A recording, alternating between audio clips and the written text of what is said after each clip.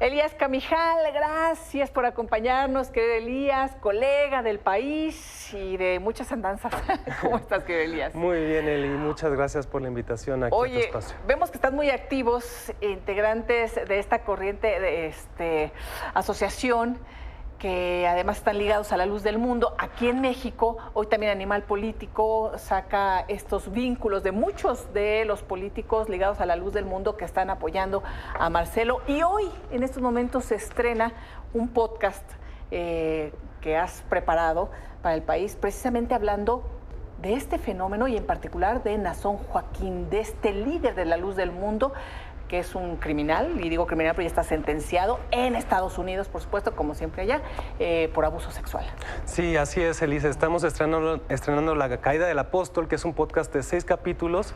El primer capítulo probablemente sea el más político, es el capítulo sobre Bellas Artes. Si recuerdas aquel momento que festejaron su cumpleaños en Bellas Artes y vimos ahí a muchos políticos. Y justamente Israel Zamora fue una figura clave para que se le abrieran las puertas de Bellas Artes a la luz del mundo. Él ha sido una figura histórica dentro de la organización porque fue el primer miembro de la luz del mundo que alcanzó el Senado, ¿no?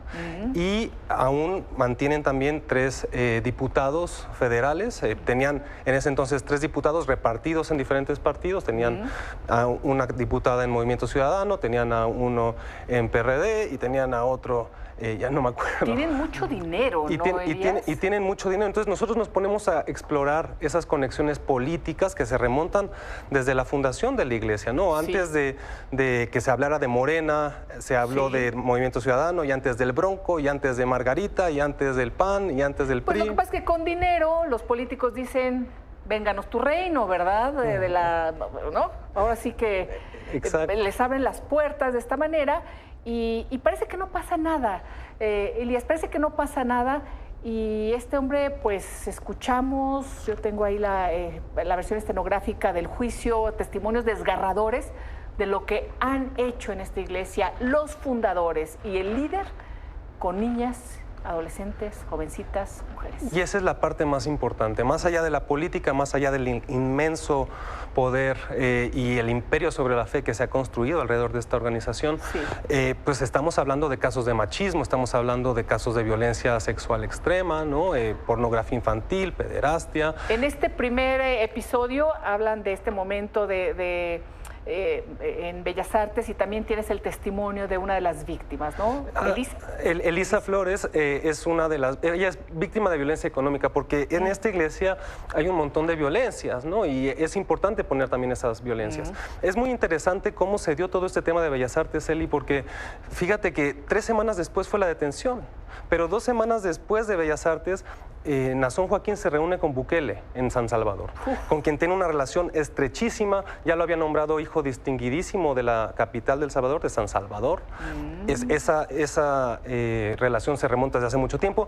Recuerden que también estaba todo este tema de los homenajes en el Congreso de México, estaba un homenaje también en el Senado de Texas. En fin, las conexiones de la luz del mundo se extienden por todo el continente. Entonces era muy importante contar todo este contexto para explicar lo que fue el colapso del líder de esta iglesia, que es prácticamente el representante de Dios en la tierra para cientos de miles de personas, 170,000 personas aquí en México. Sí, en los testimonios del juicio en Estados Unidos decía, pues ¿cómo me iba yo a negar si Él es Dios? Es la encarnación de Dios en la tierra, de acuerdo a los postulados de la secta de la luz del mundo. Imagínate, con todo lo que ya sabemos de lo difícil que es denunciar, de lo que no se le crea a las víctimas, imagínate ser menor de edad y denunciar a la persona que es vista por toda tu comunidad, por toda tu familia como el representante de Dios en la tierra. No quiero que nos spoilers, como dice por ahí, pero de este primer capítulo, ¿qué es lo que más te impresionó?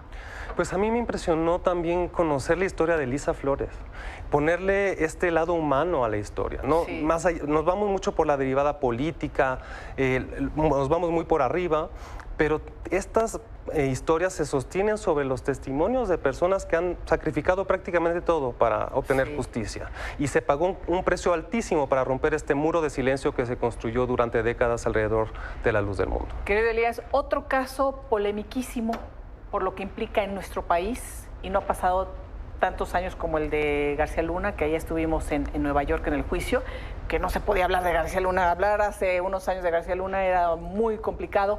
Hablar hoy de Nazón Joaquín aquí en México sigue siendo muy complicado y hay muchas presiones. Hay muchas presiones, hay amenazas de muerte de muchas de las personas que abandonaron este culto. Son personas que fueron arrojadas a un mundo secular que no conocían, que fueron repudiadas en redes sociales, en sus comunidades, tuvieron que dejar sus casas. Sigue siendo un precio muy alto hablar de la luz del mundo. ¿En dónde podemos escuchar el podcast? Lo pueden escuchar en la página del País y en la plataforma de Podimo, ahí se pueden suscribir y ahí tienen los 6 episodios que irán saliendo cada 2 semanas.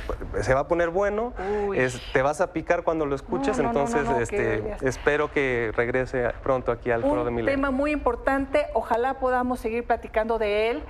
Se suma también al podcast en donde ha hecho una investigación fantástica nuestra querida Roberta Garza, que también estuvo con nosotros allá en Nueva York, sobre esta terrible historia que tiene que ser contada. Gracias, querido Elías. Nos vemos después para ver. Nos vemos pronto. Seguimos en contacto. Muchas gracias. Gracias, querido.